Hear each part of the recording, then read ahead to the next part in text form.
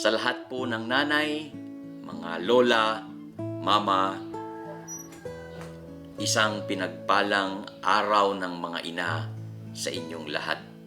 Happy Mother's Day. Dito po sa Book of Ephesians chapter 6 verses 2 and 3. Ito ang sinasabi, honor your father and mother, which is the first commandment with a promise, that it may go well with you and that you may enjoy long life on earth. Ang topic ko natin sa oras na ito is how and why we should honor our mom. Sinasabi ho sa Book of Ephesians na ito na we should honor them. It is a command. Actually, God is commanding us to honor our parents, to honor our mom. Unang-una ho, wala akong taong lumabas sa mundong ito na walang ina. Awan ti pinumtok ti bulo, awan ti apod binmalas ng batawa. Nga awan ti inaramat ni nga awan ti naaramat nga babae uno ina nga nang ipas ngay kinyatayo. And so there's no reason nga why a person should not honor her mom or their parents.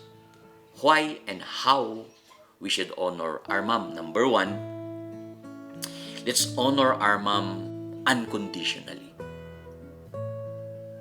Unconditionally. Let's honor them when she has something to give. Let's honor our mom when she has nothing to give. Let's honor our mom when she can no longer go to the CR. Let's honor our mom when she is away. Let's honor our mom at all time. Tandaan po natin ang mga nanay na wala pa tayong muwang sa mundo.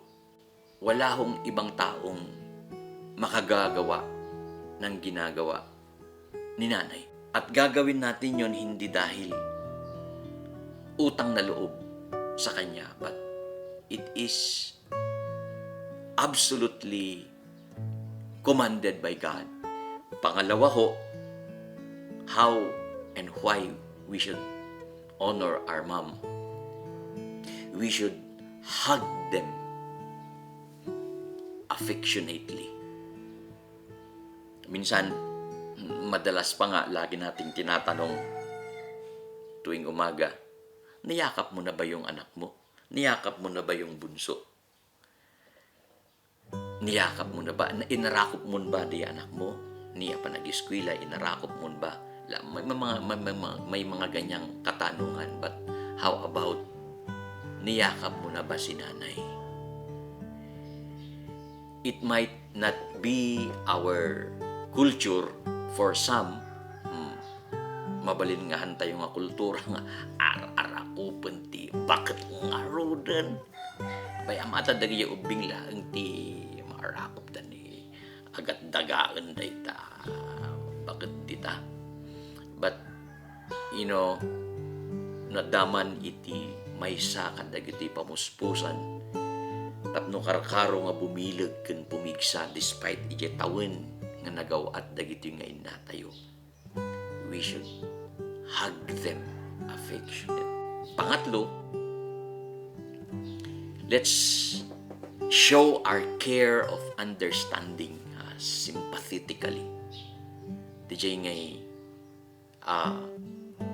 lagi pun tayo, tandaan ho natin na lahat ho halos ng nangyayari sa loob ng bahay ay may kinalaman si nanay. Siya ang nagtigaluto, tigalaba. Siya yung laging nagpe-prepare ng pagkain bago pumasok ang mga bata. Papainit ng tubig, pag-uwi ni tatay, pag-uwi ng mga bata galing kung saan sila nang galing sa school, sa trabaho. Naandyan si nanay hindi nagko-complain. Tandaan po natin na ginagawa ito ni nanay araw-araw. Hindi niya lang ito ginagawa pag birthday niya. Ginagawa ho niya ito araw-araw. That's why he deserves care of understanding. Minsan tayo dahil laging naglalabas si nanay, laging siya yung tigaluto. Minsan may mga time na may niluluto yan na hindi natin kursunada. Tayo nga kaya complain tayo. Gaputa, lagi niyang nilalabhan yung ating damit. Automatic na ginagawa. Minsan parang nasanay tayo na hindi niya lang, na-miss niya lang na hindi nilabhan yung gusto niyong isuot. Sabsabalin interaction tayo. Hindi ho dapat pinahihintulutan yung sa loob ng tahanan. Huwag ho nating pahintulutang lumago yung ganong klase ng ugali sa sa loob ng tahanan. Our mom needs care of understanding every day. Da kayo nga tatang dita. Da kayo nga datayo nga da yung nagtibalay nga nakangato ti saka tayo nga kanayon nga nakadikwatro. Andun halos nagkakandara pa na si nanay. Ano yung isasaing, ano yung papaano niya pakakainin ang mga alaga natin, aso manday ta, mga pets. Siya yung laging nag-iisip kung ano yung susunod na gagawin sa loob ng bahay. That's why, hindi lang tuwing Mother's Day, every day, sana naman, kung hindi siya nagsasawang pinagluluto tayo, hindi siya nagsasawang pinaglalaba tayo, sana huwag rin naman tayo magsawa na intindihin naman si nanay kung meron siyang lapses, kung meron siyang pagkukulang. Minsan, nagkukulang yan in the sense na maaaring pagod na rin siya. And physically, she needs comfort, she needs rest. Na ang totoong pinaghuhugutan naman niya ng bagong lakas is tayo. That's why, pang-apat is listen to her attentively. Mga bata, tayong mga anak, nagsasaon ni mama pag nagsasalita si ma'am. Sana makinig naman tayo. Agtugaw tayo, umupo tayo. Let's listen to her attentively. Hindi yung hati yung ating nagsasalita si nanay. Po, sige, text dito, text ka din. Kung ano yung pinagagagawa mo. Pagkatapos, pag sinasabi niya, pakinggan naman yung sinasabi ko. Minsan, dahil sa pagod na rin si nanay, sasabihin niya, pakinggan mo naman itong sinasabi ko. Bakit niya sinasabi yun? Dahil maaaring habang nagsasalita siya, meron tayong ginagawa. Sumumbat tayo pa yung amang ko na nga. Sige, agsao ka lang, lapayag magtagdengdengeg. Hamad nga dito yung matak.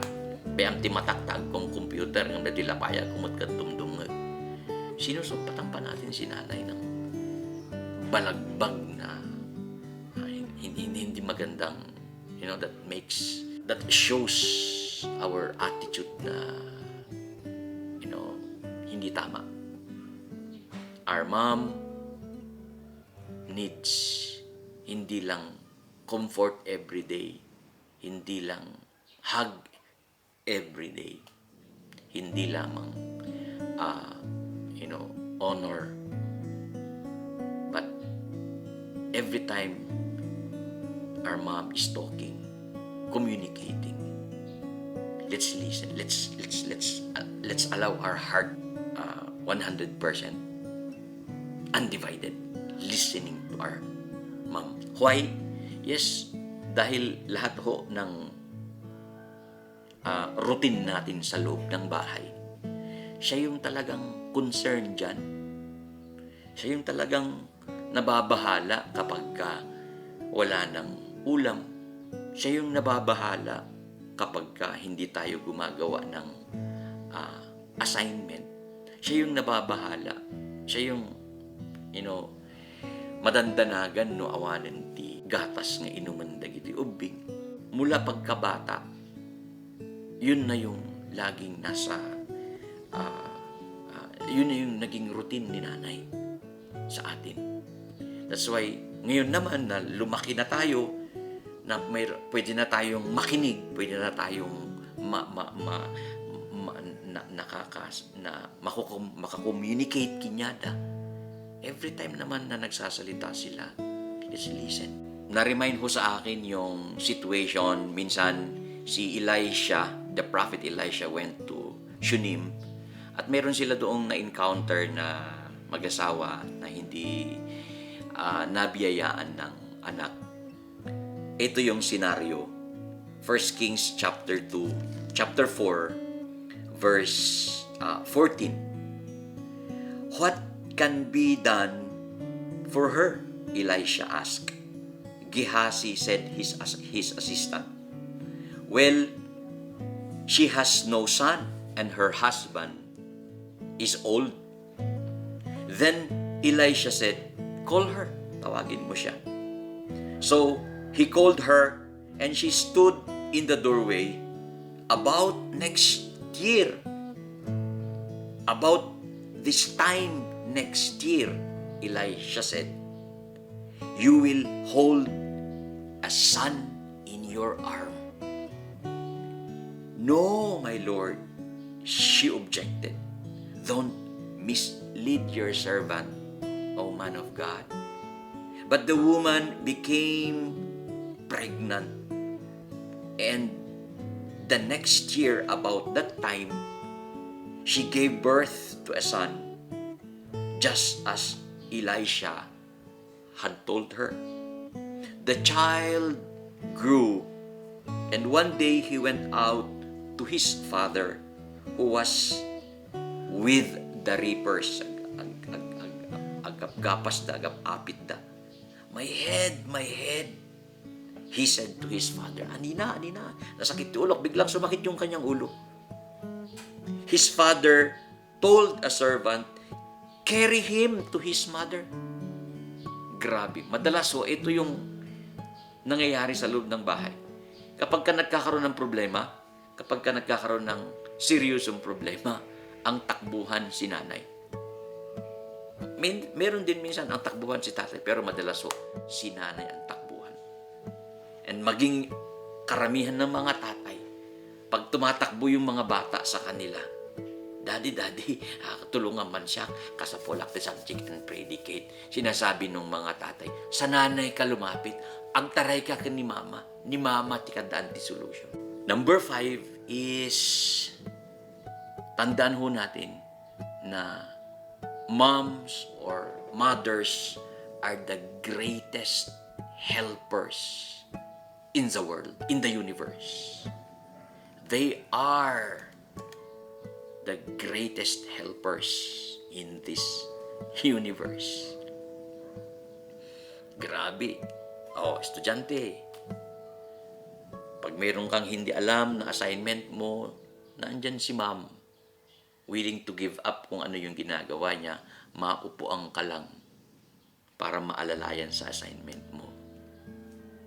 Bihirang-bihira yung tatay na tinutulungan yung anak sa assignment. Ni tatay nandoon. Palingan na Jay, barangkada ng agpalpalot. Pahalagahan ho natin itong ginagawa ng mga nanay natin sa atin. They are the greatest helpers. Kaya nga minsan, nag-iisip yung mga kababayan natin, nag-abroad may mga nanay na nag-a-abroad, nagiging domestic helper, sinacrifice yung family na mawalay muna sila pansamantala just to earn some dollars abroad. At pag nandun na sila sa abroad, sige, padala dito kung nagkaroon na ng monthly salary. Minsan, grabe yung kanilang homesick. Especially, mayroon silang alagang mga bata. Alam nyo ba na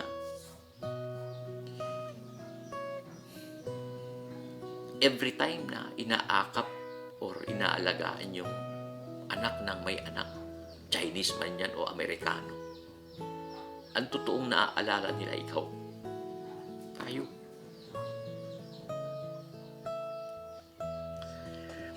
Natayo mo't dito'y gastos, ijay. Modelong cellphone ang request natin. Akala natin winawalisan lang ni nanay yung pinapadala sa atin. Hindi niya lang yun winawalisan. Grabe di trabaho, sacrifice na. Ngayon naman, at medyo nanghihina na, halimbawa yung dahil sa tumanda na rin si nanay.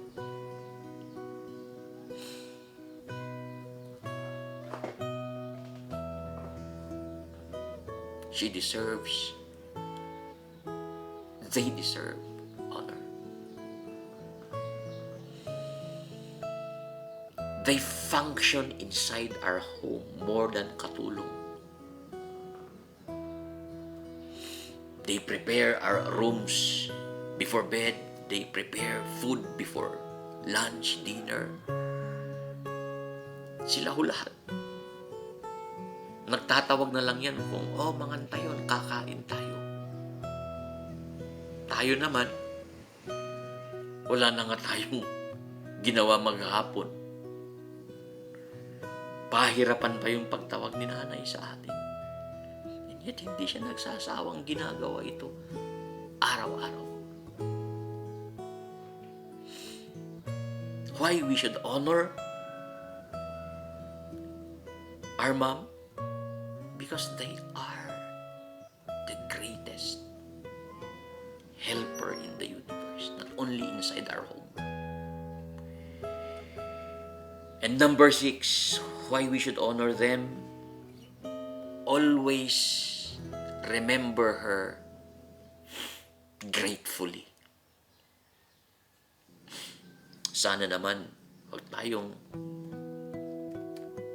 kung hindi natin ito nagawa for the past years, baka pwede tayong mag-recover naman. Ag-double time tayo, mang supusup, dagijay, hantayo nga nararamid kinyada in the past.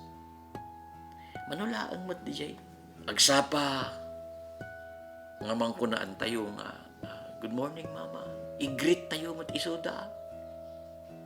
Minsan, lahat nagsiselebrate ng birthday sa loob ng bahay.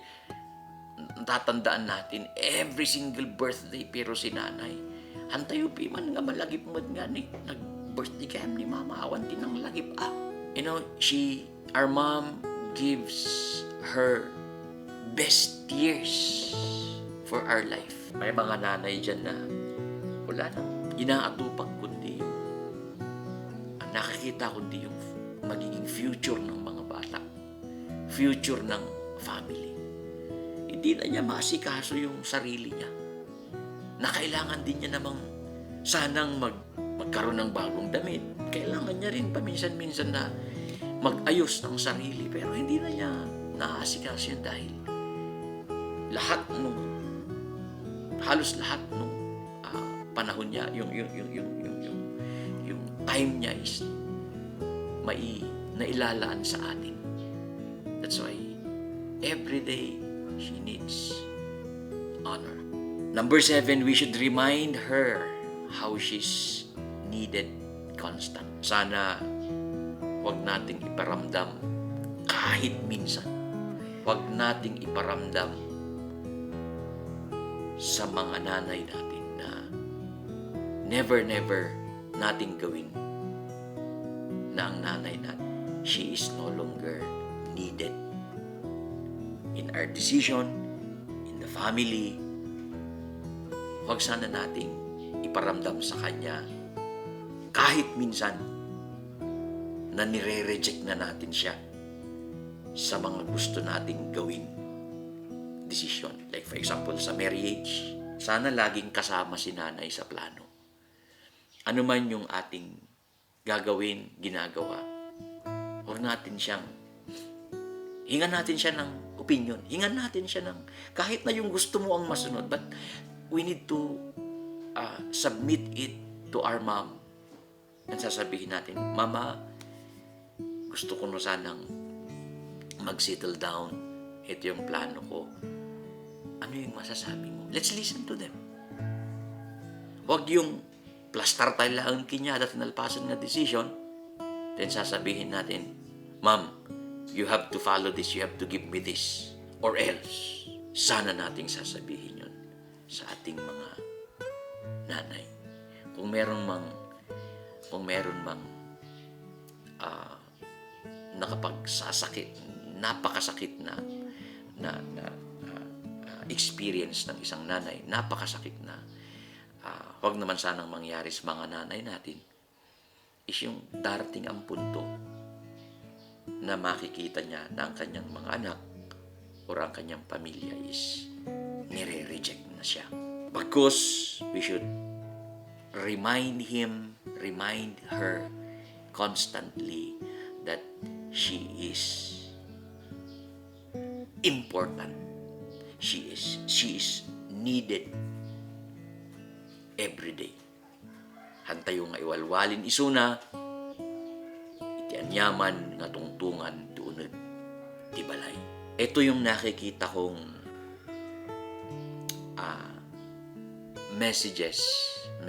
mensahe ng Lord doon sa Book of Ephesians, chapter 6, na sinasabi niya, honor your mother and father, which is the first commandment with a promise. First commandment with a promise.